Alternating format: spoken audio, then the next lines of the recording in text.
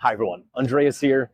Every week, the amazing women that currently run RV8 Dirt pose weekly questions for all the candidates running for public office here in Richmond to answer in 280 characters or less, pretty much the length of a tweet.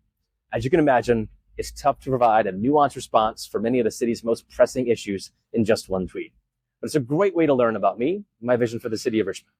But I want to take a moment to expand on our first week's response, which answered the following. What is your top funding priority and why? Well, my response is Southside residents have asked for decades for meaningful investment. As mayor, I will repurpose city-owned land at Maury Street and Richmond Highway into a modern workforce development center to provide training and apprenticeship programs to elevate new career pathways for RPS students. Surprisingly, there's a lot to unpack in those 279 characters. Let's dive into a little bit further together. First, why Southside? Well, the simple answer is that the city has neglected and disinvested in South Richmond for decades. In the 1930s, Richmond graded Black neighborhoods with a D or F rating to indicate lower property values. We then saw the displacement of families during urban renewal. That was the federal government's way of revitalizing neighborhoods through large infrastructure projects like I-95.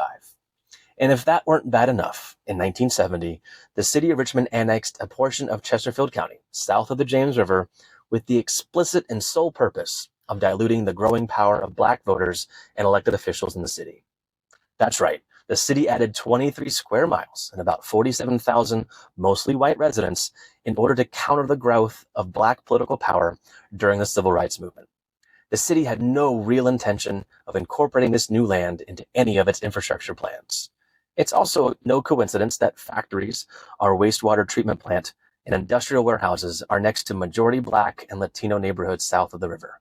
And to this day, there's been no real concerted effort to invest in South Richmond. Southside residents face more instances of flooding, higher instances of heat-related emergencies, and more folks are killed by speeding drivers than in any other part of the city. There are more dollar stores than grocery stores, and more parking lots than parks and libraries. For decades, Southside residents have been asking their government to invest in them. And what better way to do so than leverage city-owned land to develop a workforce development center right here on Richmond Highway? It'll be within walking distance of the future North-South Pulse bus line and could be anchored by partnerships with Richmond Public Schools, J. Sargent Reynolds Community College, regional employers, and our local unions that can provide critical training and apprenticeship programs. You see, investing in the future of our city must include meaningful investment in Southside Richmonders and every single working family that calls it home. My administration is ready to deliver on that investment starting on day one as your mayor.